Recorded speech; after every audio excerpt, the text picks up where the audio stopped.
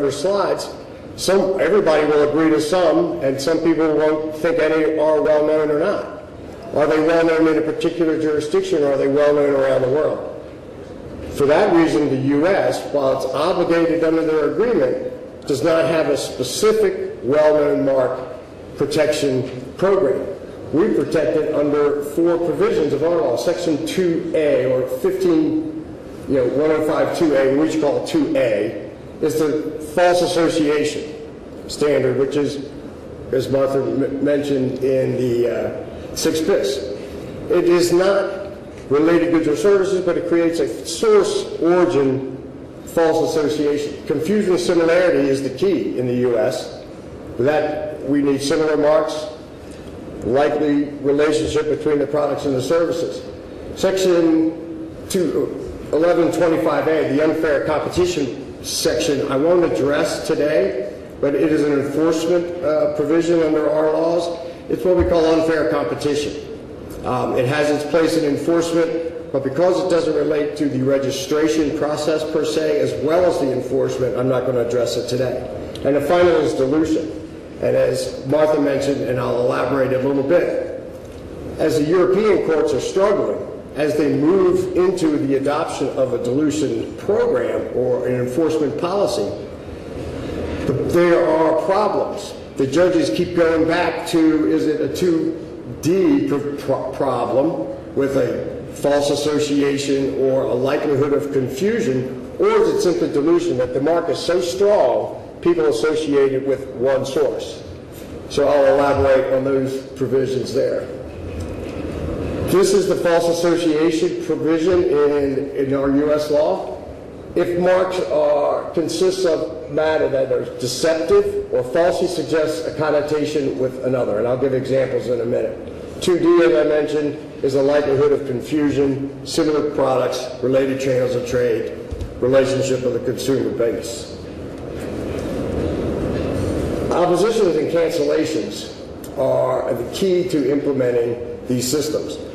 We in the United States, as I mentioned, don't necessarily have a specific well-known mark provision. We don't outline what they are. We have standards that the judges and people will recognize and use to work with enforcement, but we don't specifically say it.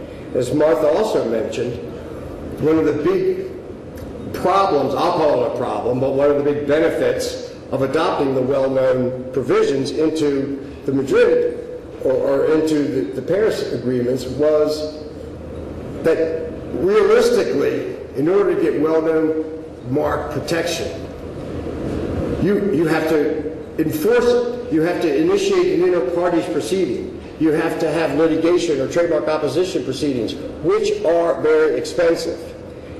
In the U.S., our approach is, if we get back to the basics of the fundamentals of trademarks, the 2A, false association, the 2D, likelihood of confusion or dilution, by implementing these provisions in the registration process, where our examiners are obligated under the law to protect a prior registrant, then you get, by having a U.S. registration, enforcement protections that you don't have to pay for.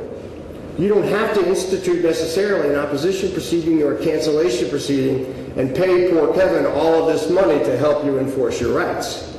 The trademark office is going to initiate those procedures and oftentimes eliminate the problem for you.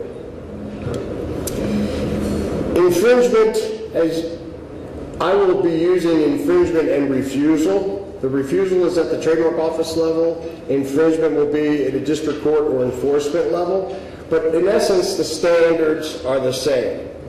Generally speaking, we have false association. This is the provision again.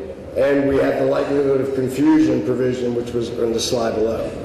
As I mentioned, in the U.S., we do not have a specific well-known marks database. We don't define them because it's difficult. It has its good points and it has its bad points. Perhaps the bad points we should address as opposed to the good points. Everybody recognizes what the good points are, especially if you believe your mark is well known.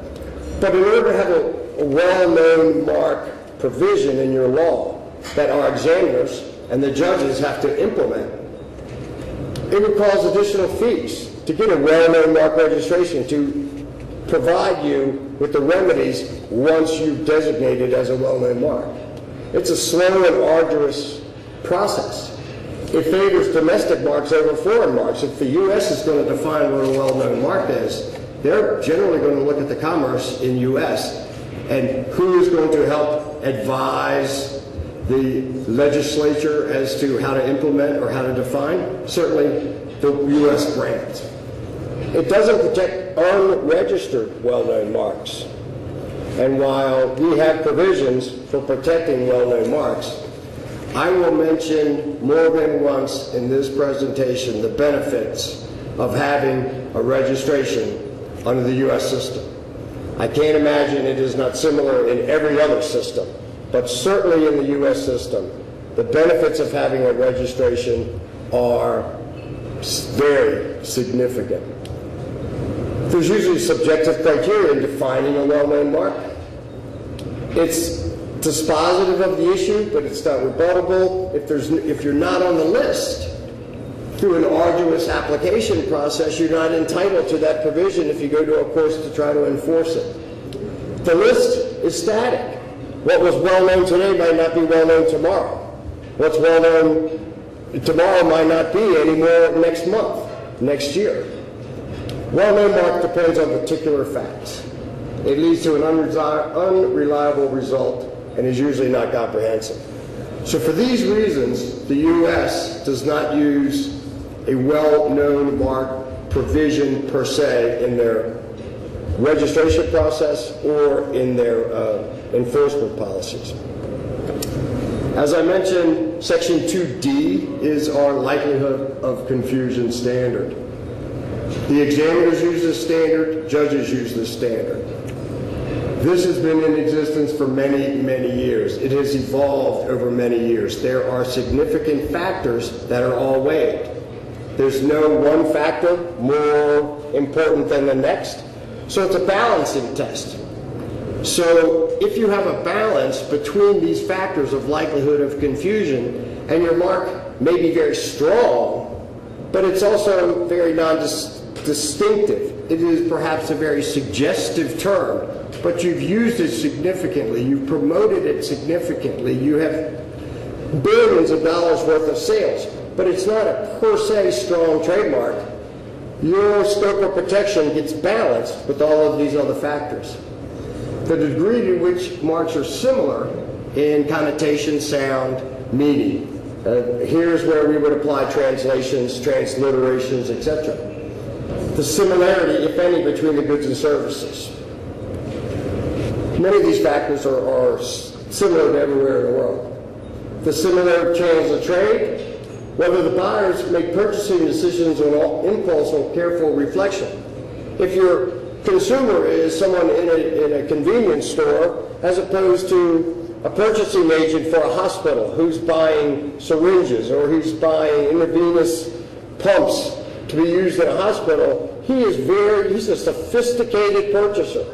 If you're marketing to that consumer, the likelihood of him being confused with over-the-counter pharmaceutical versus the source of the sophisticated medical apparatus. Are the channels of trade the same? Well, they're medical, I guess, in an overall perspective. But because the consumer is a sophisticated consumer, that's weighed in the balance. How many, if any, similar marks are over there? As I mentioned before, distinctiveness weighs not only into whether a mark is coined, an arbitrary or made-up mark, which are under the U.S. laws very, very strong, as opposed to a suggestive term. A term like apple can be a generic term for fruit. In the U.S., it can be an extremely, extremely strong trademark as it relates to electronics, computers, software. But similarly, apple, because it is a normal term, you could have apple laundry detergent, or you could have apple flavored this, and use it in the other normal fair use context. And therefore, there may be similar marks in unrelated products or services. That as well is an element in this weighing process. And the extent and nature of actual confusion. It's funny, in the US, it is a balance test. It's weighing all these factors. The case law says this, and there was a judge here earlier, and he could appreciate this, that actual confusion is simply evidence that there is a likelihood of confusion. Now, it would seem to me actual confusion would be proof of confusion, but since we have this balance test, actual confusion is simply balanced in one of the factors of proving a likelihood. More factors. If there has been no confusion, how come? How long has the mark been used contemporaneously?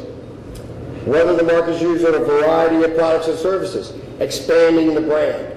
I am sure you're all familiar with companies that start with one brand and expand their product line to related goods, then they license their marks to other goods, and they expand the field of their protection vis-a-vis their marks for goods that were outside their normal scope.